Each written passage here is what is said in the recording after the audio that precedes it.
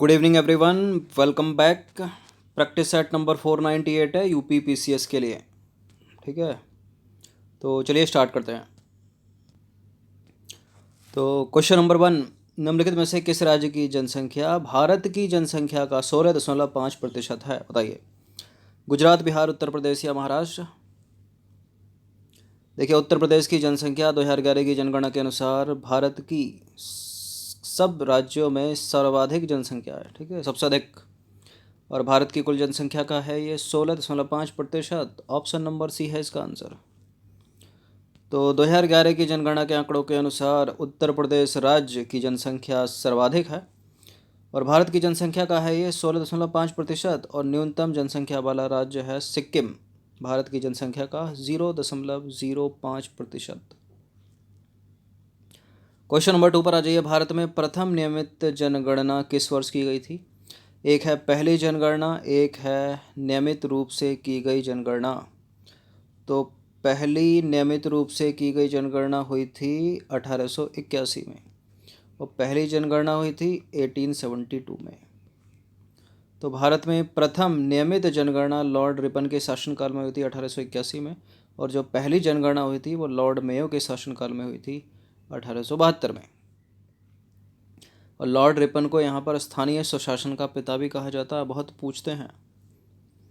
Question number 3 पर आ जाइए। 2011 जनसंख्या के अंतिम आंकड़ों के अनुसार निम्नलिखित में से किस राज्य में जनघनत्व सबसे कम है? कम पूछ रहा है, कम। देखते हैं 4 ऑप्शन किस में कम हो सकता है। देखिए, सर्वाधिक तो बिहार में है। ठीक है, बिहार के बाद है पश्चिम बंगाल में। यहाँ सबसे कम होगा अरुणाचल प्रदेश में, ऑप्शन नंबर ए। तो 2011 की जनगणना के अनुसार न्यूनतम जनघनत्व वाला राज्य है अरुणाचल प्रदेश। 17 व्यक्ति प्रति वर्ग किलोमीटर में निवास करते थे केवल।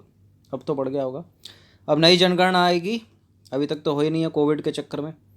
देखिए, बिहार का जनघनत्व है सबसे अधिक, 1102 व्यक्ति प्रति वर्ग किलोमीटर में निवास करते हैं। और 2011 की जनगणना के अनुसार भारत का जनघनत्व कितना है? 382 व्यक्ति प्रति वर्ग किलोमीटर। क्वेश्चन नंबर 4 पर आ जाइए। निम्नलिखित में से किस किताब में पहली बार जनगणना शब्द का प्रयोग किया गया? ऋग्वेद, अर्थशास्त्र, हर्षचरित, जनसांख्यिकी? किस में किया गया है? अर्थशास्त्र में। कौटिल्य, चाणक्य या विष्णुगुप्त की कृति, रचना, पुस्तक? तो सबसे पहले जनगणना का जो प्रयोग है, जनगणना शब्द का प्रयोग कौटिल्य द्वारा रचित राजनीतिक ग्रंथ अर्थशास्त्र में किया गया था। बात करें कौटिल्य की, तो कौटिल्य चंद्रगुप्त मौर्य के महामंत्री थे। वे चाणक्य या विष्णुगुप्त के नामों से भी विख्यात हैं। क्वेश्चन नंबर 5 पर आ जाइए। लिंग अनुपात से क्या अभिप्राय है? प्रति 1000 शिशु मृत्यु दर पर शिशु जन्म दर, प्रति 1000 पुरुषों पर महिलाओं की संख्या, प्रति 1000 महिलाओं पर पुरुषों की संख्या, प्रति 1000 पुरुष जन्म दर पर महिला जन्म दर। क्या होगा इसका उत्तर? सेक्स रेशियो इंडिया का कितना है 2011 की जनगणना के अनुसार? 943। इसका मतलब है प्रति 1000 पुरुषों पर 943 महिलाएं हैं, ऑप्शन नंबर बी। तो देखिए, किसी क्षेत्र में प्रति 1000 पुरुषों के सापेक्ष महिलाओं की संख्या को लिंगानुपात कहा जाता है। और वर्ष 2011 की जनगणना के अनुसार भारत का लिंगानुपात कितना है? 943। और इससे पहली वाली जनगणना में 10 साल पहले जाओगे तो 2001 में कितना था? 933 था। क्वेश्चन नंबर 6 पर आ जाइए। भारत की निम्नलिखित में से कौन सी जनजाति प्रोटो ऑस्ट्रेलाइड प्रजाति से संबंधित है? बताइए, कौन सी जनजाति है जो प्रोटो ऑस्ट्रेलाइड प्रजाति से संबंधित है? प्यारा भारत, यह है संथाल जनजाति। अब संथाल जनजाति पाई जाती है कहाँ पर? भारत के पश्चिम बंगाल में, नीचे आ जाओ उड़ीसा में, थोड़ा नॉर्थ ईस्ट की तरफ जाओ त्रिपुरा में। ठीक है, इधर की तरफ चलो बिहार में और झारखंड में, यानी जो पूर्वोत्तर मतलब पूर्वी जो है ये हिस्सा, यहाँ पाई जाती है संथाल जनजाति। तो संथाल जनजाति प्रोटो ऑस्ट्रेलाइड प्रजाति से संबंधित है। क्वेश्चन नंबर 7 पर आ जाइए। कौन सी जनजाति दिवाली को शोक का त्यौहार मनाती है? बताइए, दिवाली को शोक के रूप में मनाने वाली जनजाति का नाम क्या है? मुंडा, भील, खासी, थारू? थारू। तो थारू जनजाति दिवाली या दीपावली को शोक पर्व के रूप में मनाते हैं लोग। देखिए, उत्तर प्रदेश में सर्वाधिक थारू जनजाति निवास करती है। थारू जनजाति के लोग प्रदेश के तराई क्षेत्रों के 5 जिलों के ऊपरी भागों में निवास करते हैं। वो 5 डिस्ट्रिक्ट कौन से यूपी के? महाराजगंज, सिद्धार्थनगर, श्रावस्ती, बहराइच और लखीमपुर खीरी। जनसंख्या की दृष्टि से उत्तर प्रदेश का क्षेत्रफल में सबसे बड़ा लखीमपुर खीरी है। देखिए, ये जो थारू जनजाति है ना, ये किरात वंश के हैं। ठीक है, किरात वंश के वंशज हैं और कई उपजातियों में विभाजित हैं। थारू नाम की उत्पत्ति के विषय में कुछ विद्वानों का कहना है कि ये लोग राजपूताना के थार मरुस्थल से आकर यहाँ बसे हैं और थारू कहलाते हैं। क्वेश्चन नंबर 8, संथाल से रिलेटेड एक और प्रश्न। संथाल निवासी हैं मध्य भारत के, दक्षिणी भारत के, पश्चिमी भारत के और पूर्वी भारत के। कहाँ के निवासी हैं संथाल? तो वेस्टर्न घाट के तो है नहीं, ये हमने अभी बताया था। कहाँ के? मध्य भारत के भी नहीं है, दक्षिणी भारत के भी नहीं है, तो पूर्वी भारत के हैं ना। ठीक है, तो डी हो जाएगा इसका आंसर। तो संथाल जनजाति भारत की बड़ी एवं मुख्य जनजातियों में से एक है। इनका निवास है पूर्वी भारत में, मुख्यतः पश्चिम बंगाल में, बिहार में, त्रिपुरा, झारखंड और उड़ीसा राज्यों में। क्वेश्चन नंबर 9 पर आ जाइए। गंगा के मैदान की पुरानी जलोढ़ मिट्टी कहलाती है। ये इंपॉर्टेंट है, पुरानी जलोढ़, नई जलोढ़, ये भी पूछ ली जाती है। ठीक है, तो पुरानी जलोढ़ है खादर, सॉरी, पुरानी जलोढ़ है बांगर। अगर पूछी जाए नई जलोढ़ है तो वो है खादर, याद रखना। बी है फिलहाल यहाँ पर आंसर। तो गंगा के मैदान की पुरानी जलोढ़ मिट्टी को बांगर कहा जाता है, नई को खादर कहा जाता है। देखिए, इनकी स्थिति बाढ़ की पहुंच से दूर कुछ ऊंचाई पर होती है, बांगर की। ठीक है, इन मिट्टियों का रंग पीला अथवा हल्का लाल होता है। क्वेश्चन नंबर 10 पर आ जाइए। मिट्टी में खारापन आ गया, क्षारता बढ़ गई। ठीक है, कम करना है इसको, क्या करेंगे? वृक्षारोपण बढ़ा दें, जिप्सम मिलाएंगे। तो मिट्टी की क्षारता को बदलने के लिए, उसके खारेपन को हटाने के लिए, कम करने के लिए जिप्सम का प्रयोग किया जाता है। अगर जिप्सम नहीं होगा तो कैल्शियम सल्फेट होगा, याद रखना। इस तरह से ही पूछा गया प्रश्न। साथ ही चूने की लिंचिंग के लिए कम से कम 1 फीट जल भरने की भी आवश्यकता रहती है इसमें। क्वेश्चन नंबर 11 पर आ जाइए। देश में एग्रो इकोलॉजिकल क्षेत्र कितने हैं? ये 2-3 प्रश्न हैं, बहुत कन्फ्यूज़न करते हैं। देश में एग्रो इकोलॉजिकल क्षेत्रों की संख्या है 20।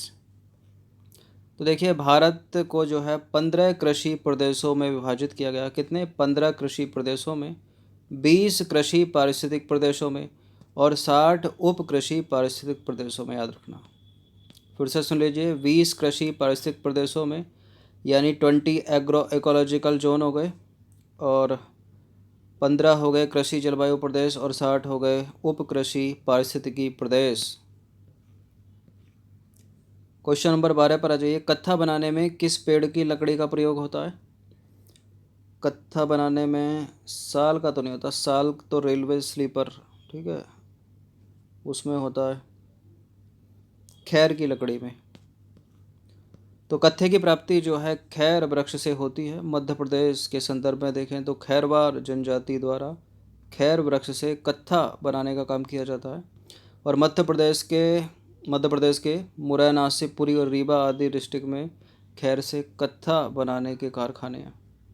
ठीक है, इन 3 स्थानों पर, 3 राज्यों में, सॉरी 3 डिस्ट्रिक्ट में खैर से कत्था बनाने के कारखाने हैं। मुरैना में बानमोर, शिवपुरी और रीवा।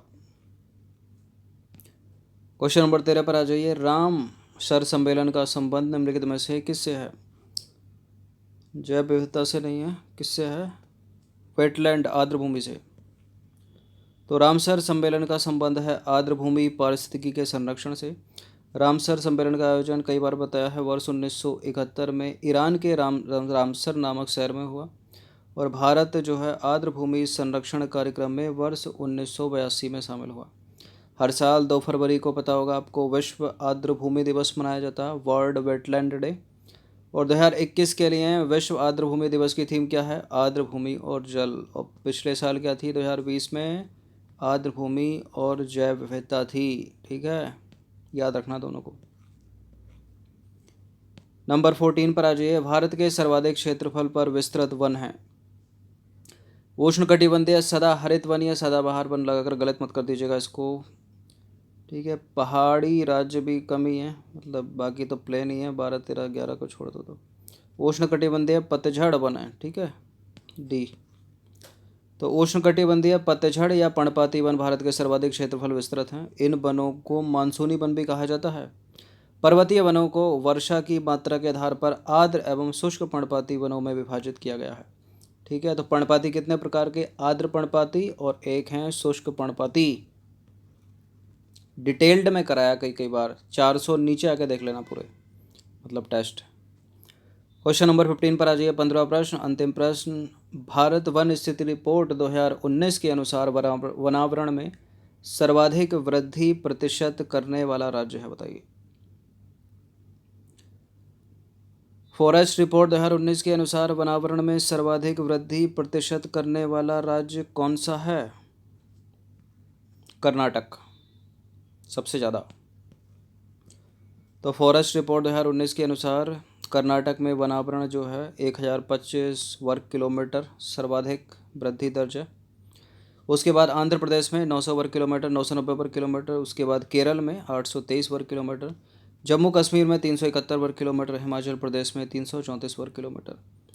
देखिए इसके अनुसार उत्तर प्रदेश के कुल वनावरण देख लीजिए, 14,806 वर्ग किलोमीटर, यानी कुल भारत का 6.5%, 6.15% उसके क्षेत्रफल का, सॉरी भारत नहीं, उत्तर प्रदेश के कुल क्षेत्रफल का।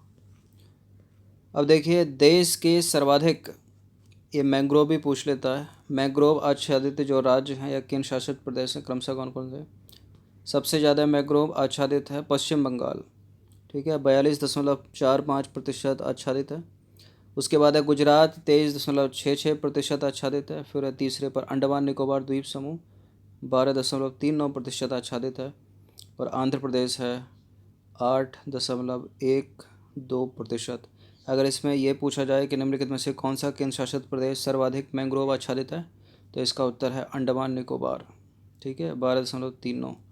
बाकी पश्चिम बंगाल को याद रखिए, और दूसरा जरूर याद रखिए, दूसरा बड़ा इंपॉर्टेंट है आजकल, पहला छोड़ देते हैं, एग्जामिनर दूसरा पूछते हैं, ठीक है।